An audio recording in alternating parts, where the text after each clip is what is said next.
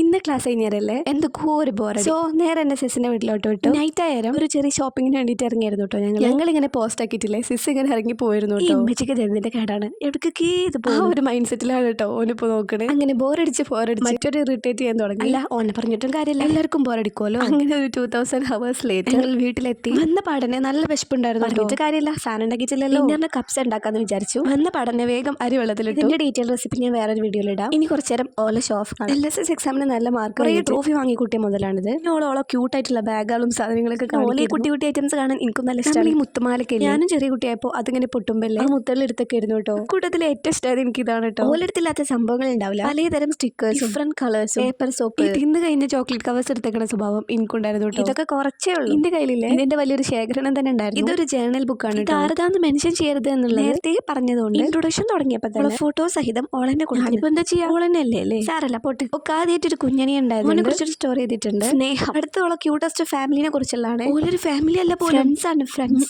കിടക്കട്ടെ. വീണ്ടും ഓളെ ചോക്ലേറ്റ് കളക്ഷൻ. ഇനി അടുത്ത് നോക്കാല്ലേ. ഇത് അവരുടെ ഒരു ഫസ്റ്റ് ഫ്ലൈറ്റിനെ കുറിച്ച് എല്ലാവരുടെയും ബോർഡിംഗ് പാസ് സഹിതം ഒട്ടിച്ചിട്ടുണ്ട്. ഇത്ര മതി. നല്ലോണം വിശക്കുണ്ട്. ഫുഡ് അടിപൊളിയായിരുന്നു. ഇതിന്റെ വീഡിയോ ഞാൻ വേറെ ഷെയർ ചെയ്യാം. See you next time. Bye.